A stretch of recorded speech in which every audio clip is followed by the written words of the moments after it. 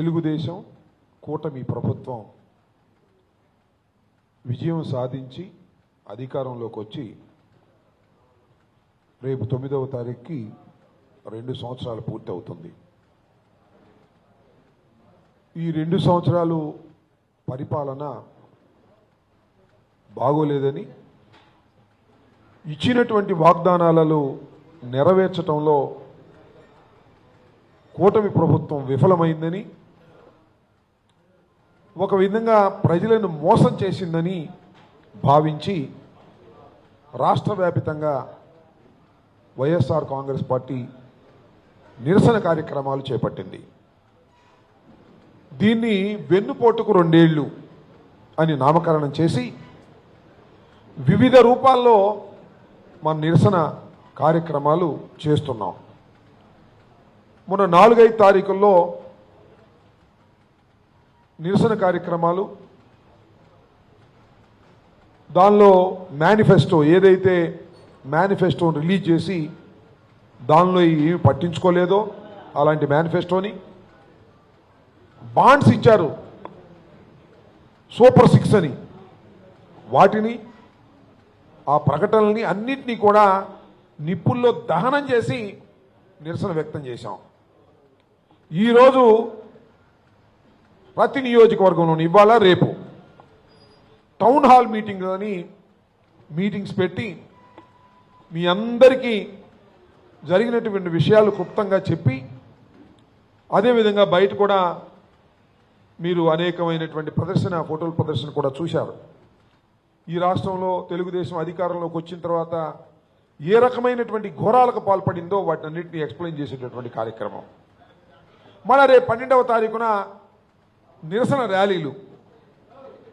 ఇది ఒక రూపకల్పన చేసి 2 సంవత్సరాలు పూర్తయిన సందర్భంగా చంద్రబాబు నాయుడు గారి పాలన దుర్మార్గమైన పాలన, వెన్నుపోటు పాలన, ఈ వెన్నుపోటుకి 2 సంవత్సరాలు అనేటువంటి నామకరణంతో చేస్తున్న కార్యక్రమాల్లో ఇవాళ టౌన్ హాల్ సమావేశాన్ని మరి నూరి ఫాతిమా గారు ఈ నియోజకవర్గంలో టౌన్ అధ్యక్షురాలు, దానితో పాటు ఈ నియోజకవర్గంలో పోటీ చేయబోతున్నటువంటి వ్యక్తి, మొన్న పోటీ చేసి ఓటమి పాలవడం జరిగింది, ఈసారి పోటీ చేసి గెలుపు బాటలో ముందుకు వెళ్తుందని కూడా ఈ సందర్భంగా నేను చెప్పదలుచుకున్నాను.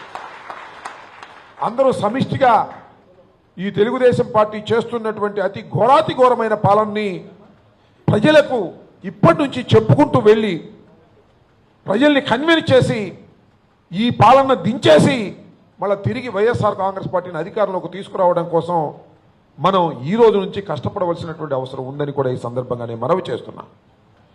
ఏంటి, ఎందుకు వెన్నుపాటు పాలన అంటున్నాం మనం చంద్రబాబు నాయుడు గారిని? ఆయన సక్రమంగా పరిపాలన చేస్తే వెన్నుపోటు అనలేం, అన్నా కూడా ప్రజలు వినరు. ఏం చేశాడు చంద్రబాబు నాయుడు గారు? ఎన్నికలకు ముందు ఎంత తీపి మాటలు చెప్పాడో నేను మీకు ప్రత్యేకంగా చెప్పాల్సిన అవసరం లేదు. చంద్రబాబు నాయుడు గారు చెప్పాడు, వాళ్ళ అబ్బాయి నారా లోకేష్ చెప్పాడు. ఏం చెప్తాడు నారా లోకేష్ గారు? మీరు చూసే ఉంటారు, వాట్సాప్లో ట్రోల్ అవుతుంది. నిరుద్యోగ ప్రతి నిరుద్యోగికి 3,000 రూపాయలు మీకు అందించేటటువంటి బాధ్యత ఆ కార్యక్రమం మేము నిర్ణయించుకున్నామని చెప్పాడు. ఒకటి. రెండవది, 18 సంవత్సరాలు నిండినటువంటి ప్రతి మహిళకి కూడా నెలకి 1,500 రూపాయలు మీ అకౌంట్స్లో పడిపోతాయి అంతే అని చెప్పాడు. పడ్డాయంట, మరి మగవాళ్ళకి వేసానే ఆడవాళ్ళకి వేయకోకుండా. సో అది ఒకటి చెప్పాడు. అంతేకాదు, ఎస్సీ, ఎస్టీ, బీసీ, మైనారిటీ మహిళలకు 50 సంవత్సరాలు నిండితే వాళ్ళ పెన్షన్ ఇస్తా అన్నాడు. ఈ 3. సరే, ఇంకో 3 చెప్పాడు. అదేమో అరకొరగా చేసి అయిపోయింది అన్నాడు. ఈ 3 అసలు చేయలే, పట్టుకోలా. ఒక మహిళకి అయిలా, ఒక నిరుద్యోగి ఇవ్వలా. అదేమంటే అయిపోయినాయి అన్నాడు. ఎవరైనా అయిపోలేదు అంటే సూపర్ 6 పూర్తయిందని నేను చెప్తున్నా, పూర్తి కాలేదు అంటే వాళ్ళ నాలిక మందం తప్ప మరొకటి లేదు అన్నాడు. మరి అన్నవాళ్ళ నాలిక మందమో లేక చంద్రబాబు నాయుడు గారు నాలిక మరీ పలచనో అబద్ధాలు చెప్పడానికి మీరు ఆలోచించాలని కూడా ఈ సందర్భంగా మనం చేస్తున్నాం. ఇది ఘోరమైనటువంటి అబద్ధాలు. సరే, మనందరికీ తెలుసు ఇతను ఎప్పుడు అబద్ధాలు చెబుతాడని. కానీ ప్రజలు ఎందుకు నమ్మారు? ఇంతకుముందు కూడా అబద్ధాలు చెప్పాడు. 2014లో మీకు గుర్తుందా లేదా? ఏం చెప్పాడు? అయ్యా అప్పుడు నిరుద్యోగ భృతి అన్నాడు. అది చివరేదో కొంతమందికి సర్దాడు. రైతు రుణమాఫీ అన్నాడు. ఏమ్మా రైతు రుణమాఫీ ఎట్ట చేస్తావయ్యా? ఆర్థికంగా దెబ్బతినిపోతున్నటువంటి రాష్ట్రం, రెండుగా చీలిపోతున్నటువంటి రాష్ట్రం ఎలా తీయగలుగుతావని అడిగితే, నాకు అన్నీ తెలుసు, నేను ఎకనామిక్స్లో ఎంఏ చదివాను, నేను చాలా ఎక్స్పర్ట్ని, మీరు నాకు ఓటేయండి సైకిల్ గుర్తు మీద అంతే, మొత్తం టోటల్గా వ్యవసాయ రుణాలన్నీ తీర్చేస్తానని చెప్పాడు మహానుభావుడు. అధికారంలోకి వచ్చాడు. మీరు చూశారుగా, ఏదో రంగయ్య కమిషను వెంకయ్య కమిషన్ అని ఒకటి వేశాడు. వాళ్ళేమో కొంత చెప్పారు. మళ్ళీ స్కేల్ ఆఫ్ ఫైనాన్స్ అన్నాడు. దాన్ని కూడా పూర్తిగా చేయలే. చివరికి 2-3 సంవత్సరాలు అయిపోయిన తర్వాత ఇలా ప్రెస్ మీట్ పెడితే, ఏమండి రుణమాఫీ చేశారని, చేసేసాంగా తెలీదా మీకు, చేసేసాం అన్నాడు. అదేంటండి మొత్తం చేస్తామని చెప్పారు. ఎప్పుడు చెప్పారా మొత్తం చేస్తాంట అని దబాయించాడు. దబాయింపు సెక్షన్. ఇచ్చిన ఏ మాట నిలబెట్టుకోలేని మోసగాడు ఈ రాష్ట్రంలో, ఈ దేశంలో ఎవరైనా ఉన్నారంటే అది నారా చంద్రబాబు నాయుడు గారు తప్ప మరొకరు కాదు అని మనం చేస్తున్నాం. అయితే వస్తాడు అధికారంలోకి, వాడి కాళ్ళు పట్టుకునో, వీడి కాళ్ళు పట్టుకునో, ఆ బీజేపీ కాళ్ళు పట్టుకునో, పవన్ కళ్యాణ్ బాబు కాళ్ళు పట్టుకునో అధికారంలోకి వస్తాడు. ఆ బీజేపీని మోసం చేస్తాడు, పవన్ కళ్యాణ్ని కూడా మోసం చేస్తాడు. మీరేమి సందేహపడాల్సిన అవసరంలా.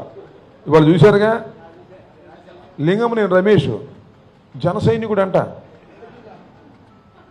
పవన్ కళ్యాణ్ గారి అభిమాని అంట, పవన్ కళ్యాణ్ గారి భావాజాలం నచ్చిందంట ఆయనకి. లింగంనేని రమేష్కి పవన్ కళ్యాణ్ భావాజాలం నచ్చటం ఏంటి? ఆయన జన సైనికుడు ఏంటి? ఆయన అభిమాని ఏంటి? ఎక్కడ పుట్టావయ్యా నువ్వంటే, ఎక్కడ గుర్తొచ్చావయ్యా అంటే, లింగంనేని గెస్ట్ హౌస్, కృష్ణానది పక్కన ఉన్నటువంటి గెస్ట్ హౌస్ అక్రమంగా నిర్మించి చంద్రబాబు నాయుడు గారికి ఇచ్చినటువంటి మహానుభావుడు పవన్ కళ్యాణ్ గారి అభిమానంట. పవన్ కళ్యాణ్ గారి భావాజాలం నచ్చిందంట. ఏందో నాకు అర్థం కాల. పవన్ కళ్యాణ్కి బుర్రపోయిందో లేక తెలుగుదేశం అధినేత అయినటువంటి చంద్రబాబు నాయుడు గారికి తెలివితేటలు పెరిగిపోయాయో ఆలోచించుకోవాలని కూడా ఈ సందర్భంగా నేను మనవి చేస్తున్నా. ఎవరినైనా మోసం చేయగలిగిన వ్యక్తి నారా చంద్రబాబు నాయుడు, ఇది గుర్తుపెట్టుకోమని మనవి చేస్తున్నా. మళ్ళా తిరిగి అధికారంలోకి రావడం కళ, గుర్తుపెట్టుకోండి. ఎప్పుడు 2 సార్లు ఎమ్మటే రాలా. ఎన్టీ రామారావు ఎన్ని పోటీ పొడిచిన తర్వాత ఒకసారి గెలిచాడు, మళ్ళా ఓడిపోయాడు, మళ్ళా గెలిచాడు, మళ్ళా ఓడిపోయాడు, మళ్ళా గెలిచాడు, మళ్ళా ఓడిపోతున్నాడు. గుర్తుపెట్టుకోమని కూడా ఈ సందర్భంగా మనం చేస్తున్నాం. అయితే మనం ప్రతి నిత్యం జరుగుతున్నటువంటి ఈ అన్యాయమైనటువంటి పాలనని ప్రజలకు వివరించేటటువంటి కార్యక్రమాలు చేయవలసినటువంటి అవసరం ఉంది అని ఈ సందర్భంగా నేను మనవి చేస్తున్నాను. ఎన్ని కార్యక్రమాలు చేస్తున్నాం. నిజంగా ఓటమి పాలు అయిన దగ్గర నుంచి ఎక్కడా ఖాళీగా లేవు. ప్రజల మధ్యకు వెళుతూనే ఉన్నాం, ప్రజలకు అన్ని విషయాలు చెబుతూనే ఉన్నాం. అయినా దబాయింపు సెక్షన్ మాత్రం చంద్రబాబు నాయుడు గారు చేస్తూ ఉన్నాడు.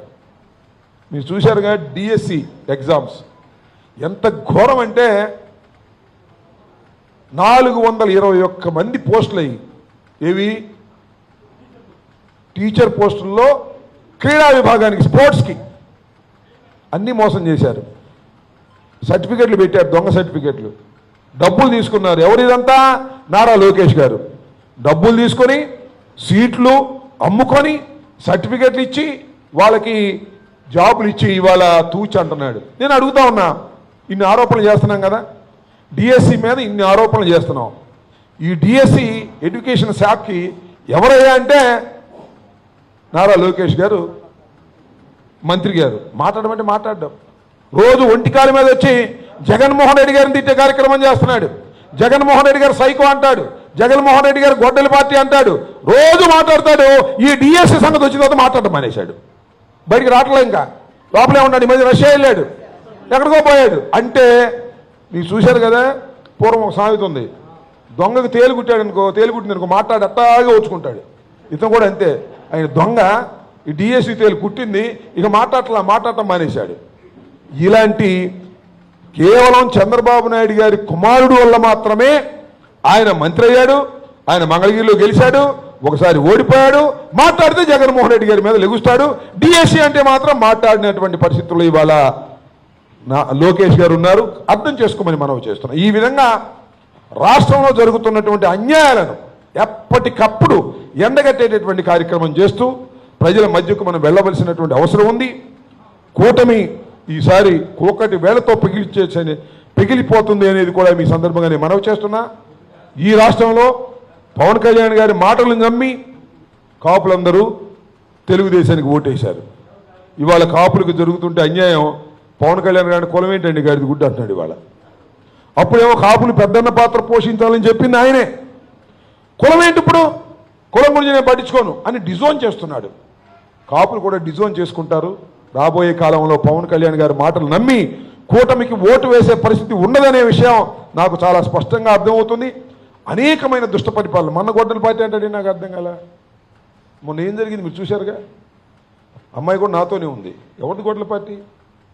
మా ఇంటి మీదకి వచ్చి పెట్రోల్ బాంబులు వేసి మా ఇంట్లో అద్దాలు పగలగొట్టి మమ్మల్ని చంపడానికి ప్రయత్నం చేస్తే మీరా గొడ్డల పార్టీ మాదే గొడ్డల పార్టీ చెప్పమని అడుగుతా ఉన్నా, పోలీసులను అడ్డం పెట్టుకొని. అదేమంటే గొడ్డల పార్టీ జగన్మోహన్ రెడ్డి గారిది. మమ్మల్ని చంపడానికి ప్రయత్నం చేసి, నా భార్య పిల్లలను చంపడానికి ప్రయత్నం చేసి, నా ఇల్లు పగలగొట్టి, నా కార్లు దోషం చేసిన వాళ్ళు వాళ్ళ గొడ్డల పార్టీ, మనమా గొడ్డల పార్టీ ఆలోచన చేయమంటున్నా. నోరు ఉంది కదా అని చెప్పి ఇష్టం వచ్చిన మాట్లాడటమేనా? ఈనాడు ఉంది కదా అని ఇష్టం వచ్చిన రాసేయటమేనా? ఆంధ్రజ్యోతి ఉంది కదా అని ఇష్టం వచ్చిన రాసేయటమేనా? TV5 ABN ఉన్నాయి చూపించేసేవినా? అసలు గొడ్డల పార్టీ మీది, దుర్మార్గమైన పార్టీ మీది. పోలీసుల్ని అడ్డం పెట్టుకొని మా మీద దాడులు చేసేటటువంటి కార్యక్రమం చేస్తున్నటువంటి నారా చంద్రబాబు నాయుడు గారిని గద్దె దించేంత వరకు మనం విశ్రమించకూడదని కూడా ఈ సందర్భంగా నేను మనవి చేస్తాను. దారుణమైన మారణకాండం సృష్టించడానికి వాళ్ళ ప్రయత్నం చేస్తున్నారు. ఏదైనా మాట్లాడితే కేసులు పెడతారంట. మన చంద్రబాబు స్వయంగా చెబుతున్నాడు, దుష్ప్రచారం చేస్తే కేసులు పెడతాం. ఏంటి దుష్ప్రచారం? భజన చేయాలి మీకు? మీ మీద దుష్ప్రచారం అంటే ఏంటి? మిమ్మల్ని ఏం అనకూడదా? నువ్వు మోసగాడం అనకూడదా? నువ్వు దాడులు చేసావు తప్పని అనకూడదా? డిఎస్సీలో అక్రమాలు జరిగినాయి అని అనకూడదా? అంటే కేసులు పెడతావా? ఎవరిని బెదిరిస్తున్నావు? పాపం టీచర్లను బెదిరిస్తున్నాడు. పాపం వాళ్ళు ఏం చేస్తారు? మనం బెదరమెట్టాగు, అదరము బెదరము, అవసరమైతే జైలుకి వెళ్తాము, అవసరమైతే ఎంత దూరమైనా ప్రయాణం చేస్తాము. మమ్మల్ని బెదిరించాలనుకునే పిచ్చి పనులు మాత్రం చంద్రబాబు నాయుడు గారు చేయమాకమని కూడా మనవి చేస్తున్నాం. ఇలా కేసులు పెడతామని పోలీసు చేత లాఠీ చార్జీలు చేయించి బెదిరించేటటువంటి కార్యక్రమంలో ఇవాళ ఈ ప్రభుత్వం దిగజారిపోయింది తప్ప సరైన సమాధానం చెప్పే పరిస్థితిలో లేరు. కాబట్టి మీ అందరూ అర్థం చేసుకోవాల్సింది ఏంటంటే, ఇవాళ నిరసన కార్యక్రమాలు చాలా అద్భుతంగా జరుగుతున్నాయి. మన గుంటూరు పట్టణంలోనే కాదు, రాష్ట్ర వ్యాప్తంగా జరుగుతూ ఉన్నాయి. రేపు 12వ తారీఖున ర్యాలీ కార్యక్రమం కూడా ఉంది. అమ్మాయి నేను మాట్లాడుకుంటాం. ఆ ర్యాలీ సాధ్యమైతే 2 ర్యాలీలు వచ్చి ఒక చోట కలిసే విధంగా చేద్దాం.